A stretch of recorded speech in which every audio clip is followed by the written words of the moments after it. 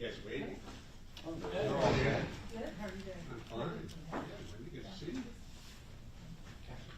Nice to meet you. You are. I'm Jake. I'm a meteorologist and reporter. Really? Yeah. How are we doing? How are you? Congressman, nice to see you again. How are you? Oh, that's a Christmas time. That's a little more spring-like. Thanks again. I met you at the hemp farm. Oh, that's right. Yeah, yeah. That's right. That's right. Yeah. Have you tried some of that stuff yet? No. Have you tried?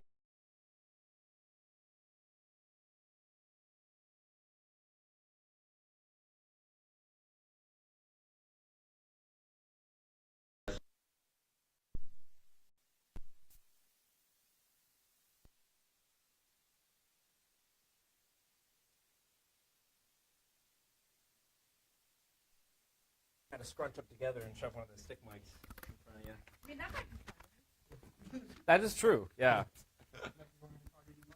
Check 1 2. Check. How many of these do I get? Not mine. I think he said you could keep his. Yeah. I don't pay those bills. Yeah, go for it.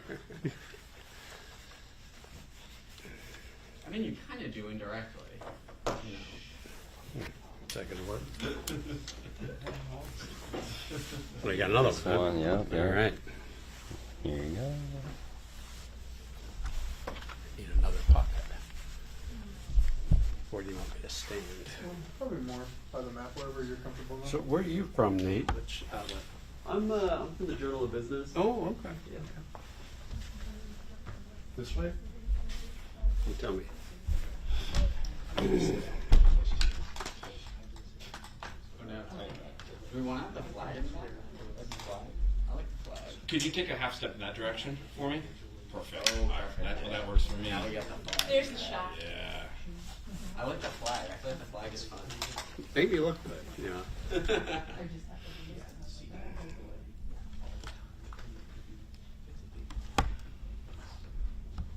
You guys all know each other probably. You always show up at the same things, right? Just today I met some of all of these people. Yeah, this is the first time you know you guys. Yeah, I haven't met any of those guys yet. Yeah, this is a pretty neat crew. Yeah, I feel like this is like, I know most of the reporters in the market, so it's funny because This is your- like knocking a bunch of, checking a lot of boxes. You get to know your competition. I'm rolling whenever you guys are ready to go. We've got a short amount of time, don't we? Yeah, we've got about 10 minutes. 10 minutes? Okay. Oh, okay. All right. Let's do it. Are you guys all recording? Good. Perfect. All right, I'll go first real fast. We got Dan Newhouse talking, your conversation you just had with the air traffic controllers. Yeah.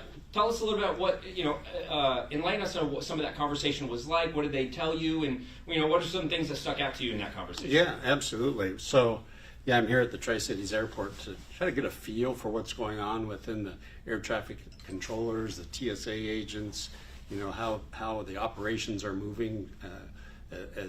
Outwardly, it seems very smooth, and I'm happy to report that inwardly things are going pretty smoothly too. I should say that we are very fortunate, I think, in our community to have some very dedicated members of the staff here, the air traffic controllers, the TSA agents that we see as you go through the security lines, who are working without pay. And how many people would do that for 37 days now, do their very important jobs without getting paid by the federal government? Very dedicated. I've got nothing but positive things to say about the people I've met with and the people that I interact with, because this is, I'm going in and out of this airport quite frequently. So thanks to them for that. I want to get that. But on top of all that, though, as you can imagine, what are we, 6 weeks?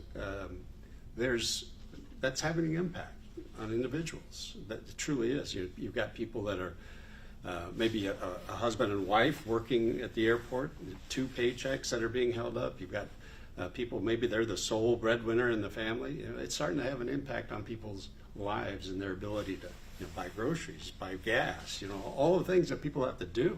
And so that really brings home the impacts that, there's huge impacts if you're looking at the entire country. You've got passenger safety and all the important things that they contribute to. but there's a lot of impacts that become very, very personal. And this is just one segment of what a government shutdown can affect.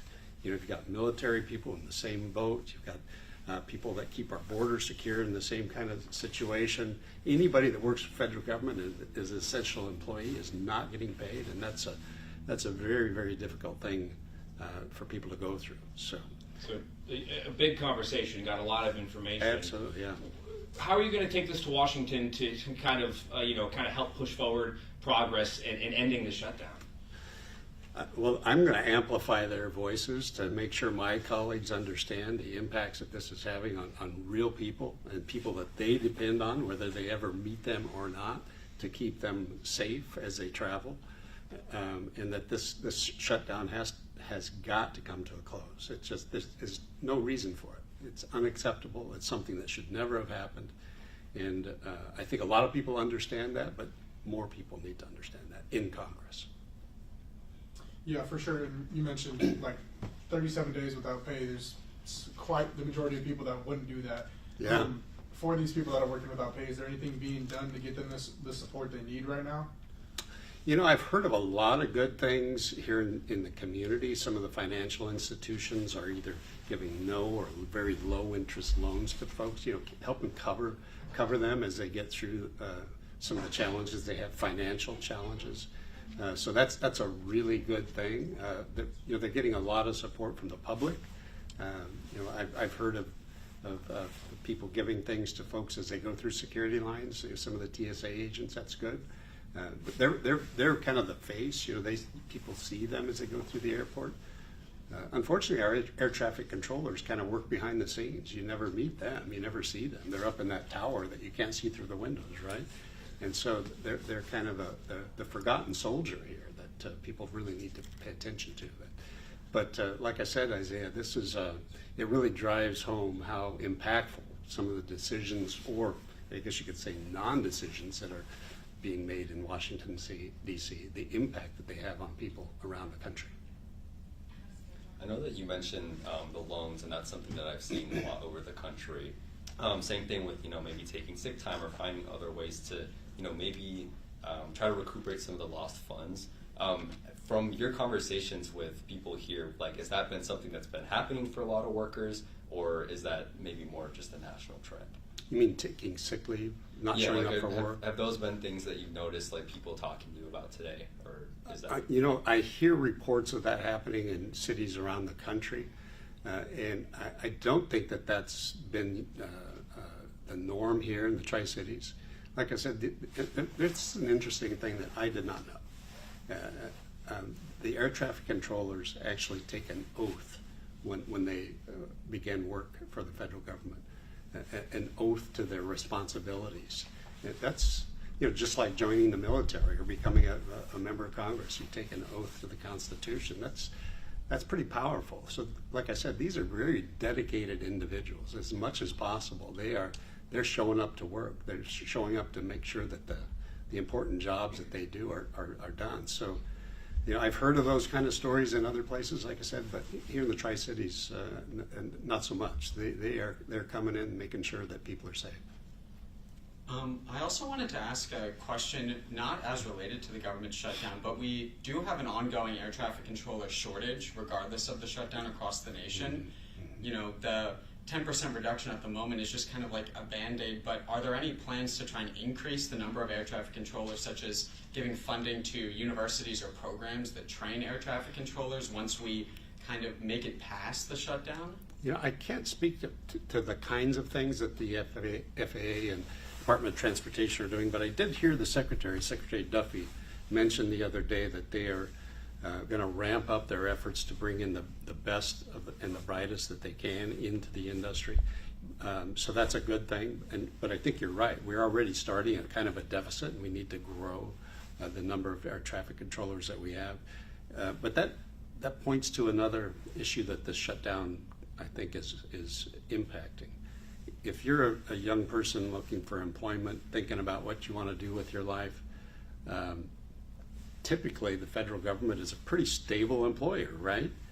I would think that some people are now maybe getting second thoughts about whether, do I want to put myself potentially in that kind of a situation? So we need to close or get the government back open, stop this closure, so reinstate some of that confidence in the federal government that many of the employees, federal employees, had, and make sure that we're back to being a stable employer so that we can attract those young people into the necessary functions of government.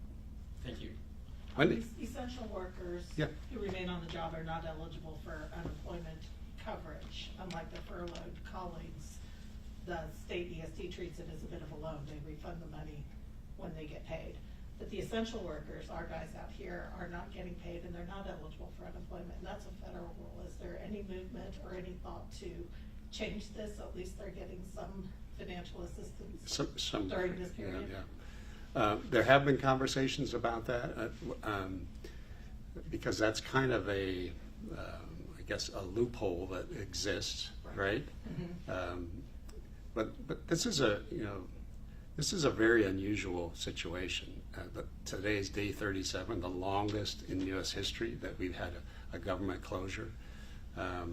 Hopefully, the best thing to do, Wendy, actually, is not let this happen again. I've heard some ideas and have been reading about some of the potential legislation to be offered to prevent having shutdowns, that we continue to keep the government open, keep Congress in town, don't pay members of Congress until we're back open, those kinds of things to incentivize the two sides coming together so we can prevent this kind of thing in the future. That would solve a lot more problems than having to, because there's a million things out there that we're seeing impacts that are as a result of the shutdown. If we could just keep the government open, all those would go away. Last question. I kind of wanted to kind of zoom out a little bit, given all of, you're on the House Appropriations Committee. Yeah. The House has been in recess for 5 weeks. Some are even saying it could be, it's akin to a paid vacation for 5 weeks. So, given the fact that by law, House congressmen and Senate are still paid, and granted you also elected to withhold your pay until the shutdown ends, but optically this could be a tough sell, being here while on the House Appropriations Committee and a lot of the shutdown and a lot of the budget talks on that side. So how do you make that sell to your constituents that doing these chats really matter in the grand scheme of things? Doing these what? These chats, talking to the air traffic controllers and the other people impacted by this. Well, I think it's very important to understand fully how this is impacting the people we depend on, like the air traffic controllers, the TSA agents. So I think there's absolutely no sale job that has to happen there.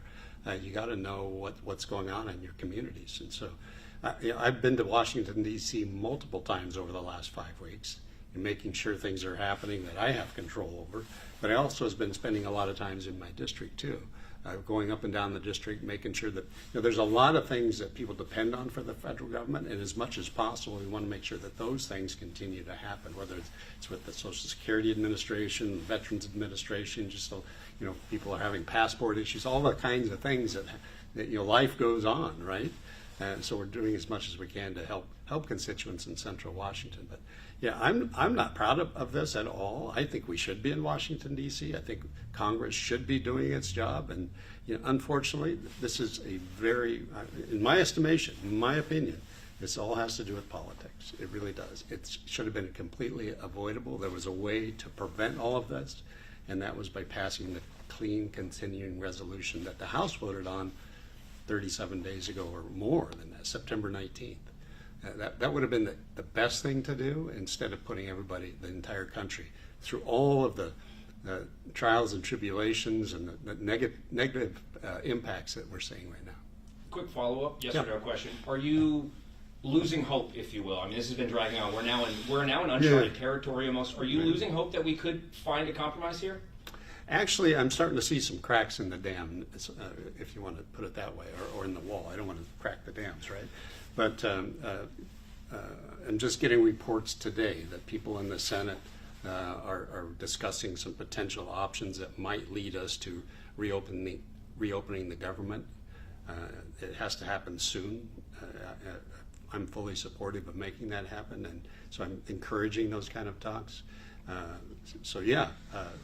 I don't anticipate, as soon as I predict I'll be wrong. My crystal ball is no clearer than anybody else's, but I'm just starting to see some signs that people have reached, I guess, their level of acceptance here, and are going to decide pretty soon that it's time to get back to work. Thank you, guys. Super. Yeah. Thanks so much, Congressman. All right. Appreciate it. You bet. Now, let's see if we can untangle all this. There's that one. If I may ask a non-news related question, Congressman, what material are your boots made out of? Oh, Those that's are. What's that? What That's material are cyber, your yeah. boots made out Oh, of? what do you think? I'll let you guess. I guess I'm gonna Crocodile. guess